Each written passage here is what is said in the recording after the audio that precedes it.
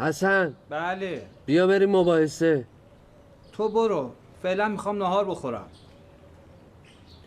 نهار؟ بعد نهار میای؟ شاید اومدم، حالا تو برو.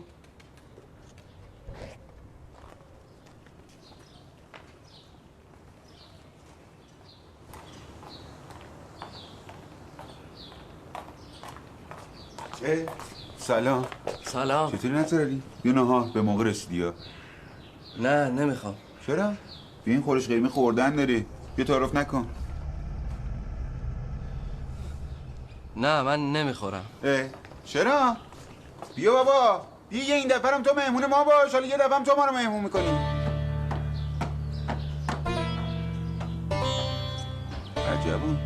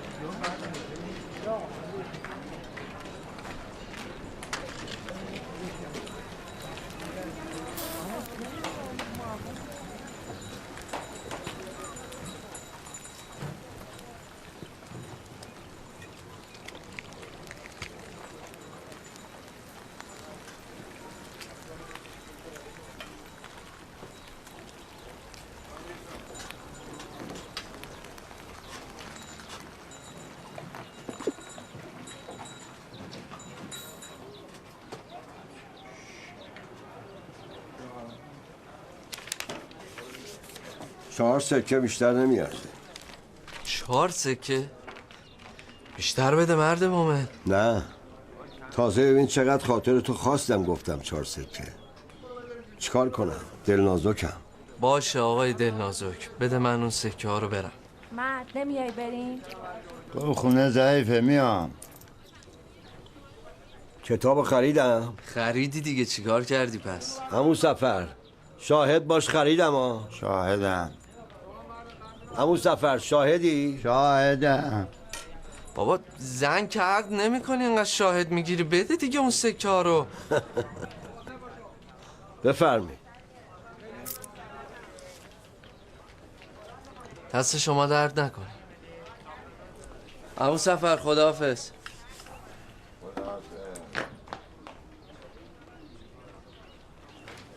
شاطر این دوتا آخریش بود. برو عارف. خسته نباشید. ممنون. یکی بده. بفرم. دست شما درد نکنه.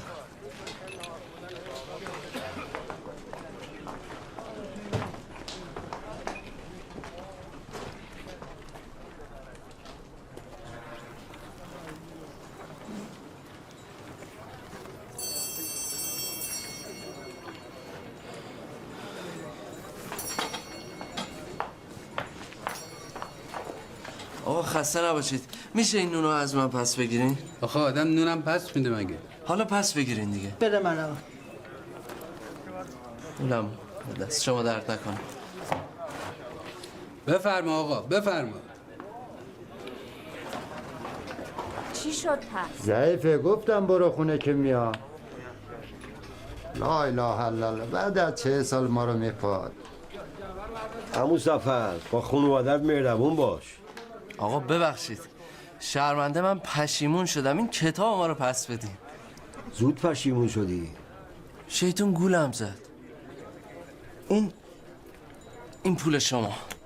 کتاب منو بی زحمت پس بدین. شرمنده اخوی، معامله انجام شده. درست همون سفر؟ بله. ای بابا همون سفر. آقا من همین الان اومدم این کتاب به شما فروختم. کتاب تو میخوای باید 5 سکه بده. 4 سکه شد 5 سکه تو هم 1 دقیقه. بار اولم نیست که با طلب جماعت معامله میکنم. الله اکبر. زود دلشون تنگ میشه. بله. آقا من همین الان اومدم کتاب به شما فروختم. انصاف داشته باشین. کارش کنه آخه. باشه شاید بشه یه کاریش کرد. مثلا چه کاری؟ این خورجین رو ورده بریم میدونگاهی تا کتابت بهت پس بدم. آقا خیلی راهه. آقا ما حالا یه اشتباهی کردیم، این کتابمون رو به شما فروختیم، شما بزرگواری، سعی کن ببخشید. هر اشتباهی یه توونی داره. بله آخه شما اقاله کن، ثواب داره. فعلا که مالک کتاب منم. بیا بر نزن. شما داری فرصت طلبی میکنی.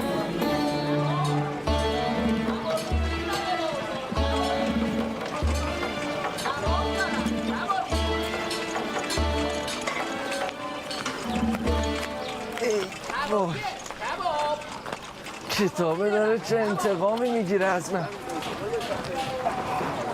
همینجا بمون تا من برگردم. عمو ما حمال نیستیم من طلبگی میخونم، درس میخونم، حمالی میکشیشم. اما این کتاب ما رو بده ما بریم. نمیمیری که پسر چون.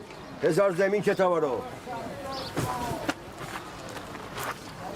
کتاب ما رو بده. تکون نمیخوری تا من برگردم. کتاب من رو بده من برم. کجا میری؟ نگاه میکنه.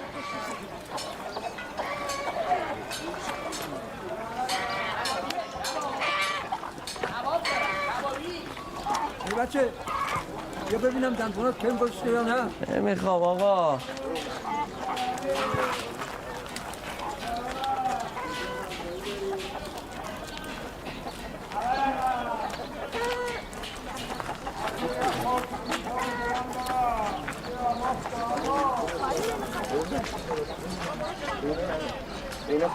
کبابیه کباب دارم. کبابی بیا این بره بازار. کبابیه کباب. آه خریدار اینجا ببرم کباب دارم بیا این بره بازار. کبابیه کباب دارم بیا این بره بازار. کبابای خوب دارم بیا این بر. چند تا دیگه میخوای بابا؟ خستمون کردی. بده بیا بالا اب نره.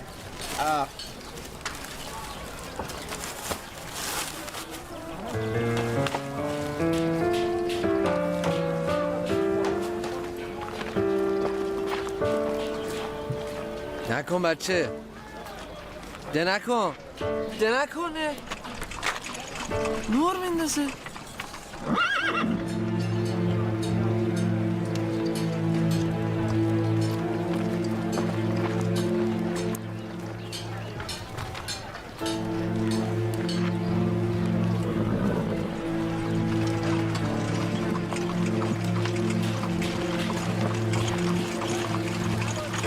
باشه بریم. کجا بریم ارباب؟ مگه حمال گیر آوردی؟ رفت. وایسا. بیو. نظر اینجایی؟ معلوم هست کجایی؟ با تو اما؟ رفته بودم حمالی. حمالی برای چی؟ حمالی برای حمالی. یعنی چه حمالی برای حمالی؟ بجون باید بریم پلو زینب. قرار شده یه بار دیگه همدیگه رو ببینید و با هم صحبت کنید. استان داستان من و دخترمت به هیچ جا نمیرسه. چطوری کوچولو؟ اتفاقا به خوب جایی هم میرسه. الانم باغ پدرش منتظری که همدیگه رو ببینید با همدیگه صحبت کنید. چند تا سوال مهم هم داره ازت بپرسه. بیبریم بابا. من دم در مدرسه منتظرتم. فقط دعا کنید ندیمه دوباره اونجا نباشه داستان بشه. بیبریم. بودو. خب بابا حالا شما برو ته باغ یکم برای خودت بازی کن تا من بیام پلوت. ببین دخترمه، ثروت ابدی، زر و مال رفتنی. وا این چه حرفیه میزنین جناب مستان؟ با این حرفا مردای فقیر دخترای بیچاره رو گول میزنن. ای بابا استغفرالله ربیت و الک. ندیمم آخه اینقدر گستاخ. من دارم با دخترم حرف میزنم. دخترمه شما محجوبه، من باید مراقبش باشم. ببین دخترمه، این نظرعلی ما از مال دنیا هیچی نداره، بازیش نده. اگه هنوزم در پی کاخ و زر و سیم و ندیمه راست حسینی به ما بگو، ما هم رد کارمونو بگیریم. وا یه جوری حرف میزنین انگار ما بدهکارتونم شدیم. نظر شما چیست حضرت آقا؟ نظر ایشون نظر من شاعری فرموده دانش و خواسته است نرگس و گل که به یک جا نشکفند با هم. آنکه را دانش است خواسته کم وانکه را خواسته است دانش گم. احسنت. دین و دنیا یه جا جمع نمیشن. نظر شما چیست؟ کی گفته دین و دنیا یه جا جمع نمیشن؟ خیلیا بودن هم دین داشتن هم دنیا. زبون به دهن بگیر دیگه. لا اله الا الله. من میگویم دین و حب دنیا یک جا جمع نمیشوند، درست. اما دین و ثروت و آبادانی چرا جمع شدنی هستند؟ در هر حال نظر من در ازدواج عالمی است جامع. آفرین. نظر علی عالم جامع است. از فقه و حدیث و تفسیر و رجال میدونه. اما از دنیا بیخبره. این بیخبری خودش فضیلته. کی گفته فقر و نکبت فضیلته؟ دین و دنیا مثل دو تا هوا هستن که کنار همدیگه نمیتونن همدیگه رو تحمل کنن. مرد اگر مرد باشد دو هوو را کنار هم می نشاند. لا اله الا الله. ببین کار ما کجا رسیدی که با این ضعیفه نشسته این مناظره میکنیم. به هر حال رفیقتان آشکارا گفتند که از مال دنیا چیزی ندارند. پس جامعیتی وجود ندارد. زینب دختر باسوادی کمتر از ما نخونده، استاد داشتی، اما نمیدونم چرا این دفعه این حرفا رو اینجوری میزد. همش تقصیر این ندیمه گستاخ. باور کن بابا، یکم هم خودت راه برو، من دیگه از کت و کول افتادم. مستعان جونم.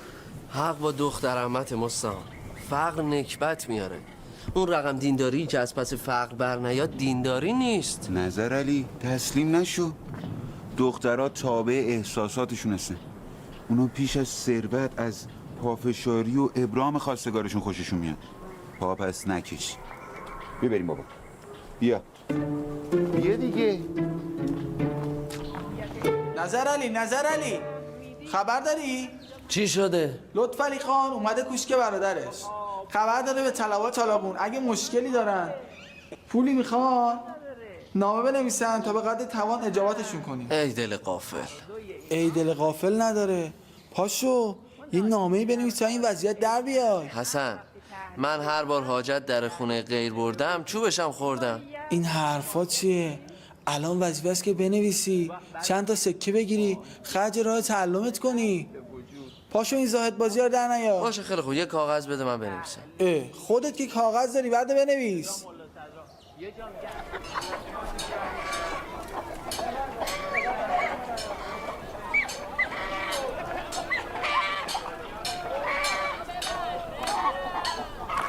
ای بچه بیا ببینم دندون کم نذاشته. آقا نمیخوام.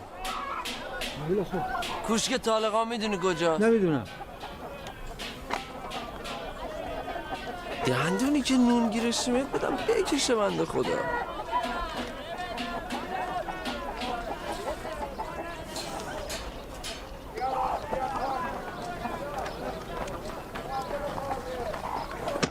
نظر علی تویی؟ بله خودمم. شازده امر فوری داره. چی پیش شطور شازده؟ من با شازده کار ندارم، اگه کار داره بگو خودش بیاد. نشنیدی گفتم امر فوریه. کمک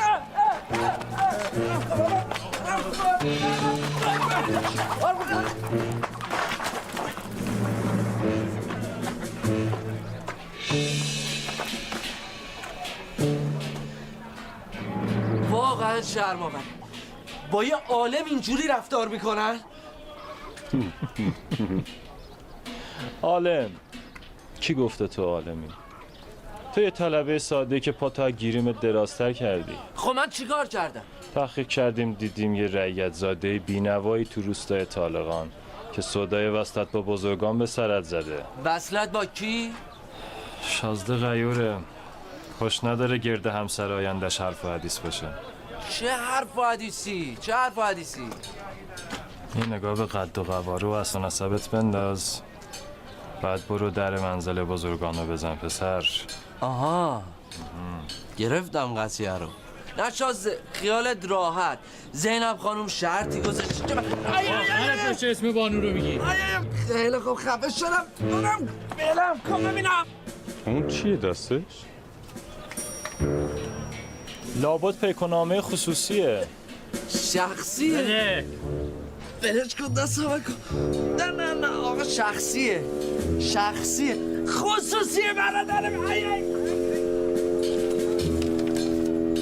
بسم الله الرحمن الرحیم.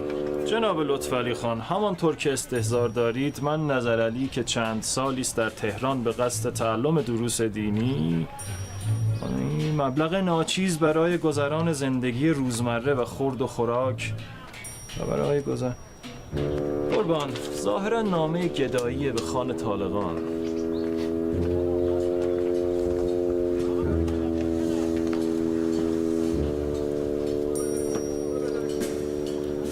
تو که دستت به زور به دهنت میرسه و در تأمین قوت روزانت دچار مشکل میشی، چطور به خودت جرأت داد یا به خواستگاری دختر اعیان رفتی؟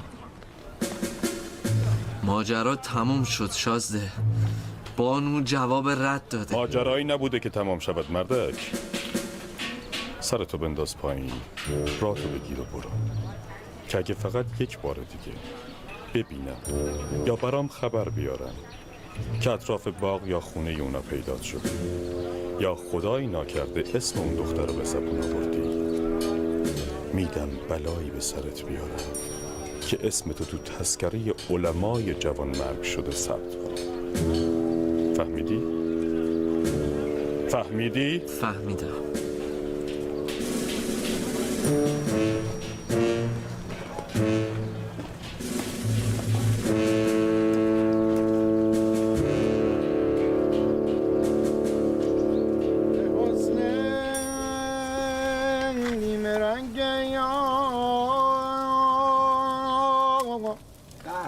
وزنم روشن است امشب،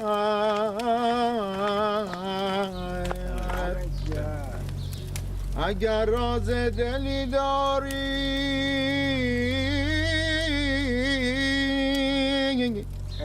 مجال گفتن است امشب.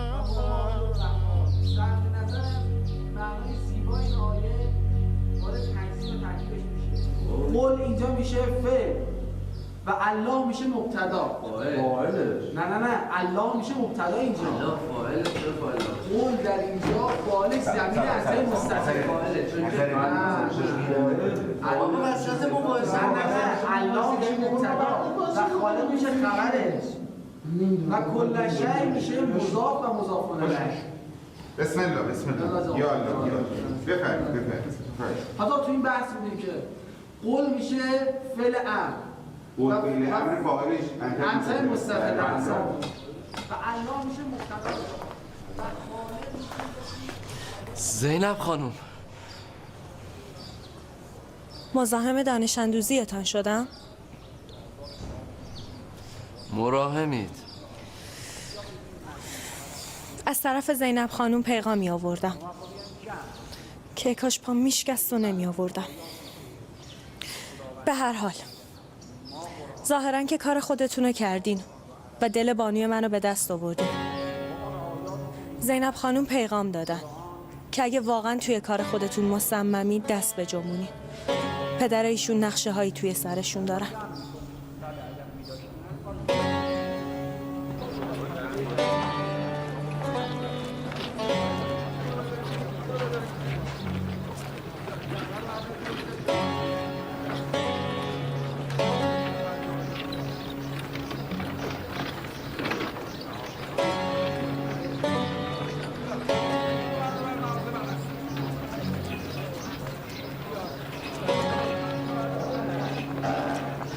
سلام علیکم.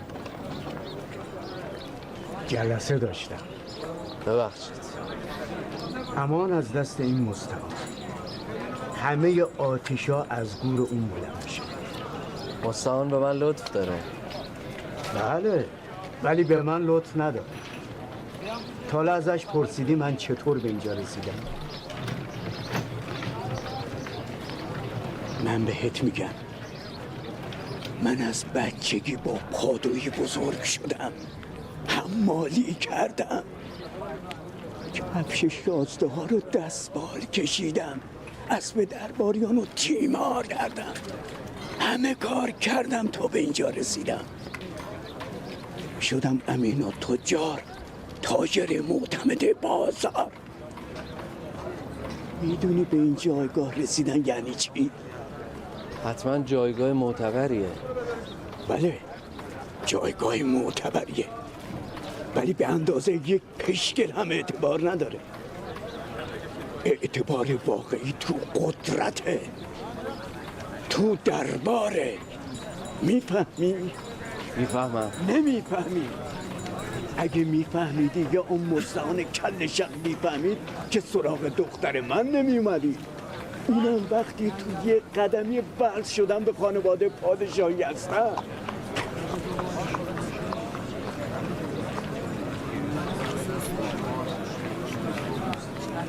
نمیدونی با من چه کردی؟ دیشب دخترم برای اولین بار جلوم ایستاد، گفت من از شازده اتابک خوشم نمیاد.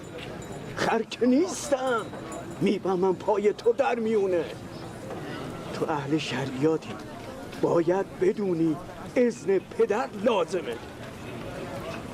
جناب امین تجار، من هر کاری میکنم تا دخترتون رو خوشبخت کنم. هر کاری؟ هر کار. قبوله. پس بیا. کجا بریم امین تجار؟ کجا امین تجار؟ مشتی یه دقیقه قلم دوات تو بده من. میبینه کار دارن که الان میارم برات. کارم فوریه مشتی. بیا. کار میخوام بکنم. بشین.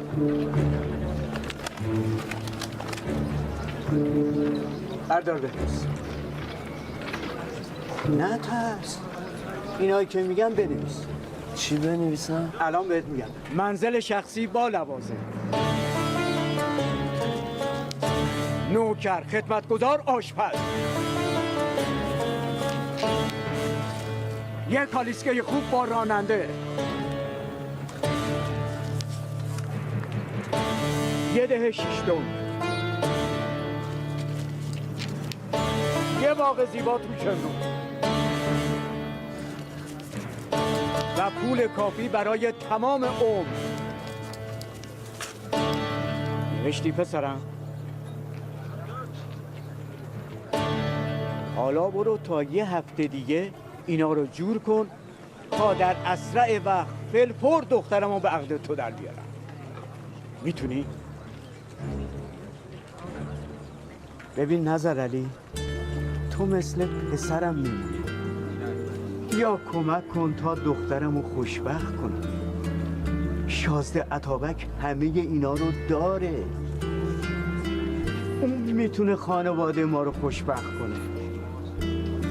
یا قبول کن که تو این مسابقه دستت خالیه. عاقل باش نظر علی. خدا حافظت.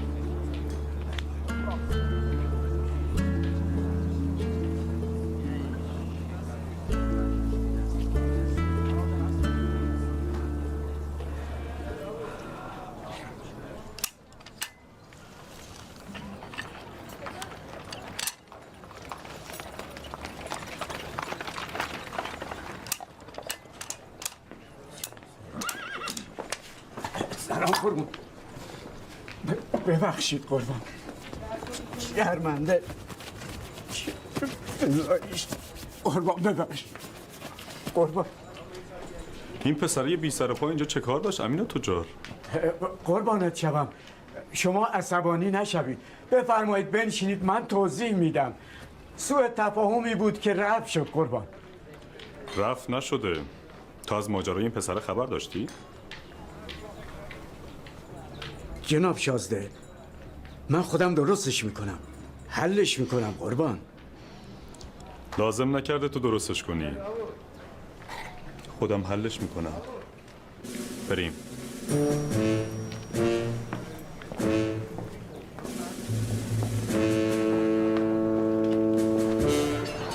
قول میدی در کردن آقا قول میدم تحمل کن. حتما درد داره ولی درد داره ها. نه من حتما باز کن درد میکنه. آی نکش. آه آه آه آه آی آی آی آه آه آه آه آی آی آی آه آی آی آی مگه جلادی. آه چیو داری نگاه میکنی؟ چیو داری نگاه میکنی؟ مردم دارن درد میکشن وایسیدی میخندی؟ آره؟ من نخندیدم. چرا خندیدی؟ تو آدمی؟ به درد مردم میخندی؟ بیسته دارم با تو صحبت میکنم. برو بابا. به بابای من فوش میدی؟ چی؟ به بابای من فوش میدی؟ بابا؟ آره؟ چه؟ به بابای من فوش میدی؟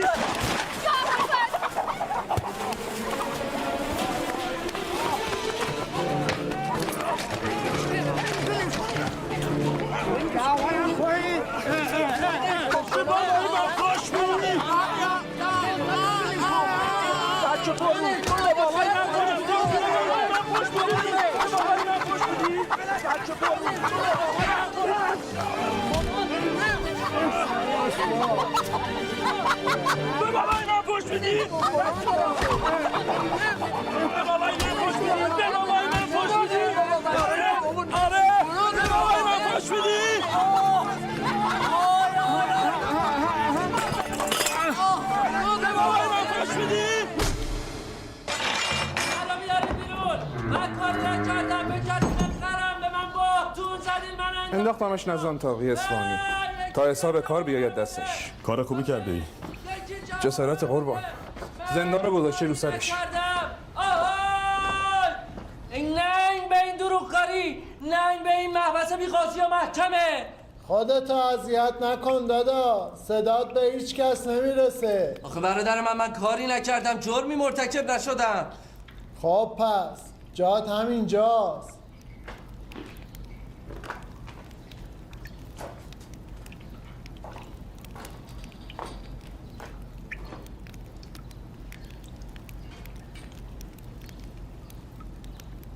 الان چه موقع روزه؟ ظهر برادر. شنفتم امروز ناصرالدین شاه خیلی خوشحاله. انشالله از سر خونه من بگذره. مگه چی کار کردی؟ حاکم اصفهان زمین بابامون رو غصب کرده. ما هم جمع شدیم اومدیم پایتخت شکایت. گرفتنم، چوبمون زدن، انداختنمون زندان. شما چند نفرین؟ 40 نفریم. منو از بقیه جدا کردن. گفتن تاقی شدی. یعنی شاه سر منو میبره؟ نه ایشالله نمیبره.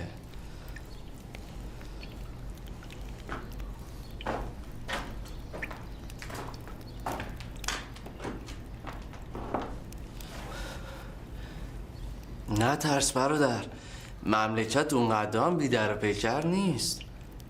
بی جهت سر نمیزنن. نظر علی آشوبگر. آشوبگر خودتی. پاشو بیا بیرون، شفی برات پیدا شده.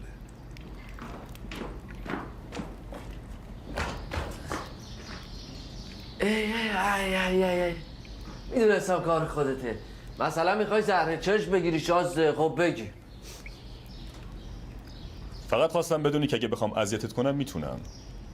تو این زندان اسم و رسم آدما همچین محو شده که اصلا انگار از روز اول وجود نداشتن. اسم همه تو دفتر الهی ثبت شده شازده. اسم تو وسطای دفتر پاک شده.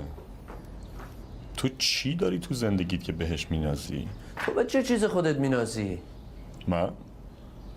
من کاخ دارم، طلا، رعیت، اسب، نقره، باغ، قدرت. من همه چی دارم. تو چی داری؟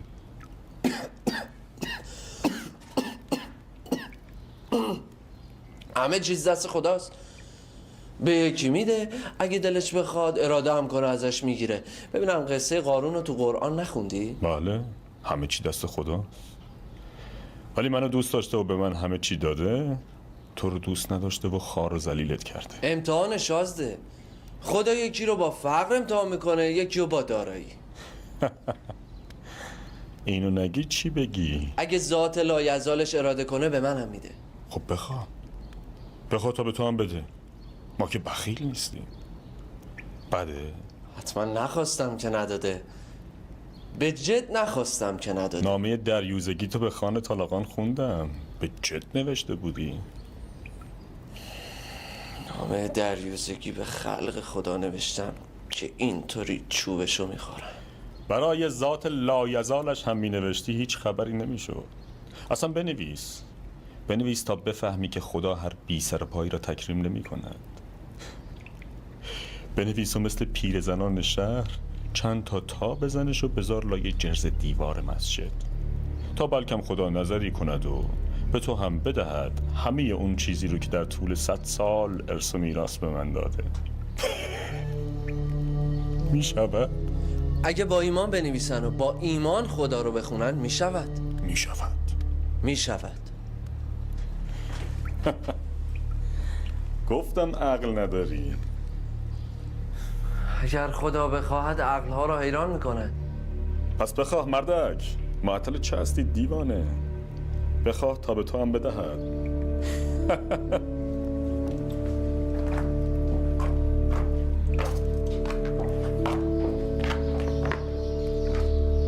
وما من دابة في الأرض إلا على الله رزقها ويعلم مستقرها ومستودعها كل في كتاب مبين وهو الذي خلق السماوات والأرض في 6 أيام وكان عرشه على الماء ليبلوكم أيكم أحسن عملا ولئن قلت إنكم مبعوثون من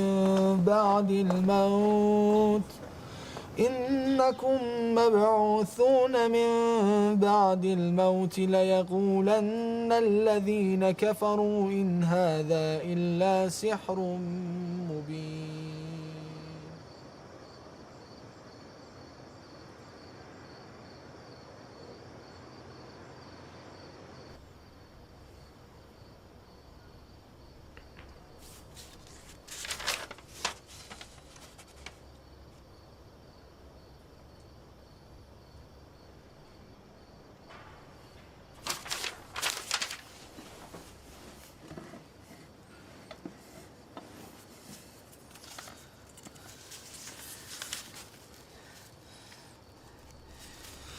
با سلام خدمت خداوند متعال. این جانب نظر علی طالقانی، بنده حقیر شما به اقلام زیر نیازمندم. نشانی مدرسه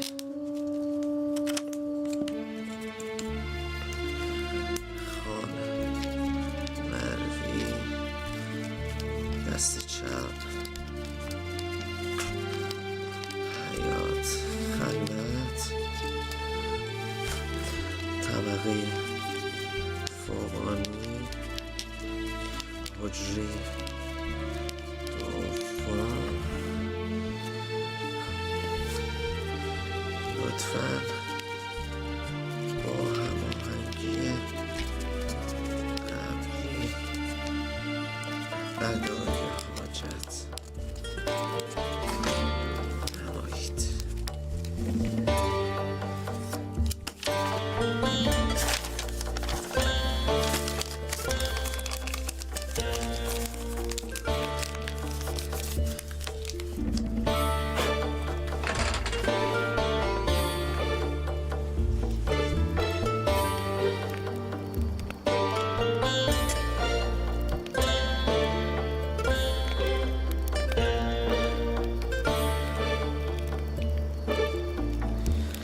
ای که گفتی بخوانید مرا تا اجابت کنم شما را.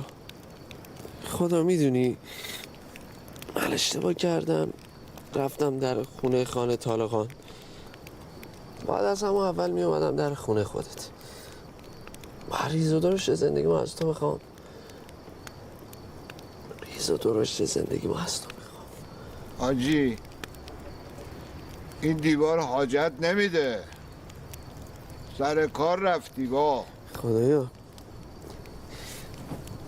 این دیوار خونه توه. مردم به دیوار خونه تو هم امید دارن. تو نه به نامه های ما نیاز داری، نه به فنون دعوات.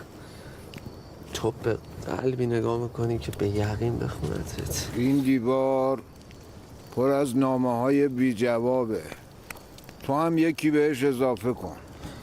خدایا نامه نوشتن بهونه است، بهونه است. تو یه شب ملک میدی و یه شب ملک تو پس میگیری. تو عز من تشا و تو ذل من تشا. ای بابا اگه خدا میخواست به این مفتیا حاجت روا کنه الان بایستی رو سیبیلای ناصرالدین شاه غیر میدادی. مردم ساده دل، مردم الکی خوش.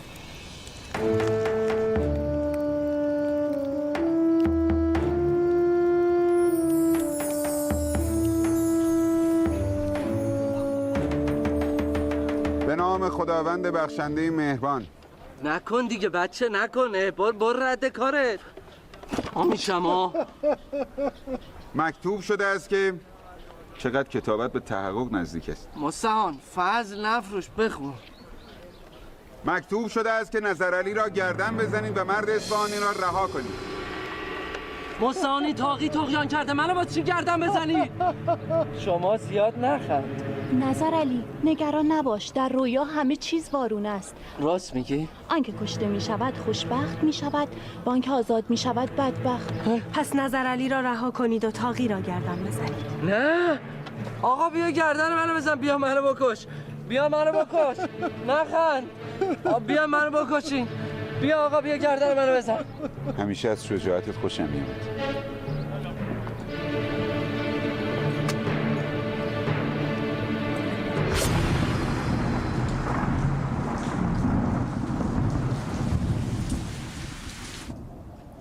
نظرعلی، نظرعلی، نظرعلی، نظرعلی. های طلب تنپرور، پاشو بابا، پاشو، دعای ندبه تموم شد، پاشو میگم. های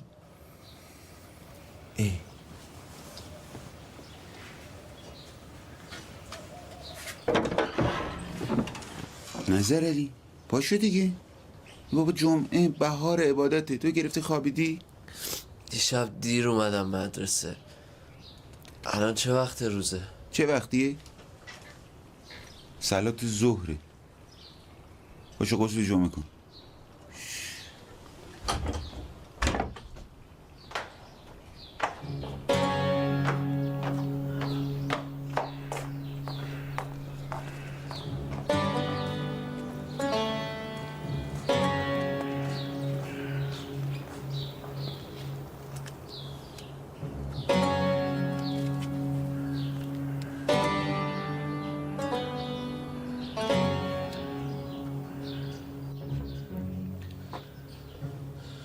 آنکه گردن زده می شود خوشبخت می شود.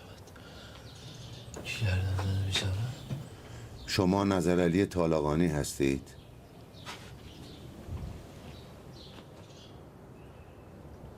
بله.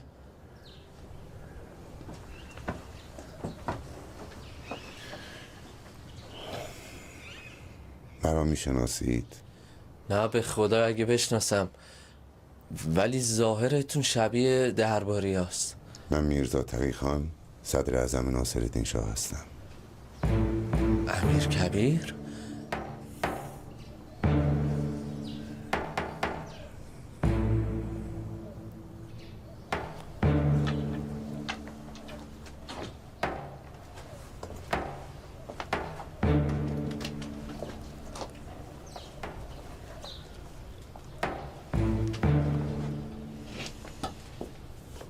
چند سال داری نظر علی؟ خطایی از من سر زده؟ من عاشق حجره های طلبگی هستم. نقطه مقابل دربار و کاخ پادشاست. آنجا دروغ و حرص و چاپلوسی است. اینجا سادگی است و معرفت و طلب علم. چقدر اینجا احساس آرامش میکنم. دیگه ببخشید، تو حجره من چیزی واسه پذیرایی پیدا نمیشه. از حالت با خبر هستم. این نامه توست؟ ای داده بیداد، نامه من دست شما چی کار میکن؟ باد آورده است. باد آورده؟ شاه روحیه لطیفی دارد. شعر میگوید، نقاشی میکند، کتاب میخواند. اما این لطافت چندان زوری ندارد به هنگام غضب که ظلم بر رعیت نکند.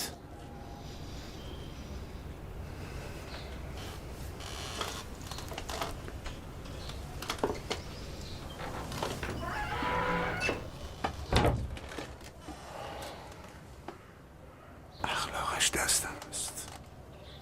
شاه هر وقت جرمی بزرگ در حق ملت می کند و بر رعیت تیغ جفا می کشد، عصب وجدان می گیرد. دیشب خبطی کرد و دستور بر کشتن یک زندانی داد. خودش می دانست کار غلطی است. اما شاه معتقد است گاهی برای حفظ تاج و تخت باید کارهای غلطی کرد. چلتن از همراهان آن مرد را ردیف کرد و در جلوی چشمشان دستور داد بیخ تا بیخ سر رئیسشان را بریدند تا زهر چشم بگیرد. بیچاره اصفهانی تظلم خواه. صبح که از خواب برخاسته بود از وجناتش فهمیدم باز عذاب وجدان دارد و صدای استغاثی آن مقتول هنوز در گوشهایش است. ای داده بیداد، من فکر کنم این زندانی که سر بریدن رو میشناسم. یه شب باش همبند بودم. صبح که همراه پادشاه به حضرت عبدالعظیم می رفتیم از جلوی مسجد شاه گذشتیم. به پادشاه گفتم به جبران اعدام آن بیگناه از میان حاجتنامه های لای دیوار مسجد رقعی را به قرعه انتخاب کند و حاجت صاحب آن را تمام و کمال ادا کند. شاه پذیرفت. میدانی چرا؟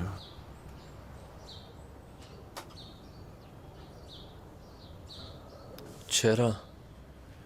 او با این کارها احساس کرامت می کند. هرچند کرامتی دروغی. اما این احساس کرامت چیزی است که یک پادشاه به آن نیاز دارد. القصه من به فرمان پادشاه اینجا آمدم تا حاجات تو را ادا کنم. یا سری الجابه، یا سری الجابه. من به شاه گفتم برآوردن حاجت این جوان شرطی دارد. شاه پذیرفت.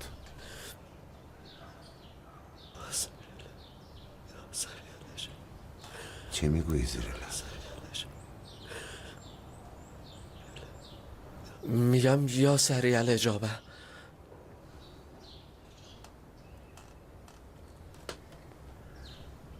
به شاه گفتم برآوردن حاجت این جوان شرطی دارد.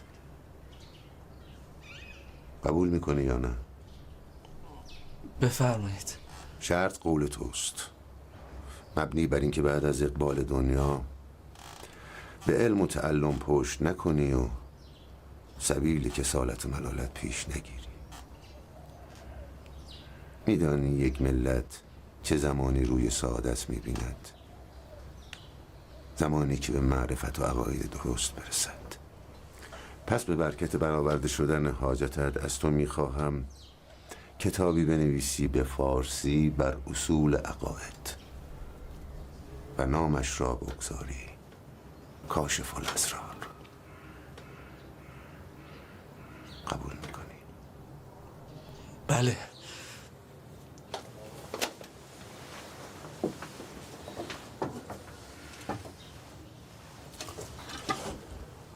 از عالمی شنیدم حضرت باری تعالی سه گونه دعای بندگانش را جواب میگوید. یا عین آن چیزی را که بنده خواسته به او میدهد، یا چیزی بهتر از آنچه بنده خواسته را به او میدهد، و یا حاجت اونو استجابت میکنه، اما در دادن اون به بندش تا زمانی که به جهان آخرت بره تأخیر میندازه. و دعای شما به روش اول اجابت شد. چرا نامه را لای دیوار گذاشتید؟ خودم هم نمیدونم. انقدر مضطر شده بودم که به روش مردم عادی عمل کردم. اما میدونم اون چیزی که دعای منو مستجاب کرد نه نامه بود، نه دیوار مسجد. پس چه چیز سبب شد تا دعای شما این گونه معجزه‌وار اجابت شود؟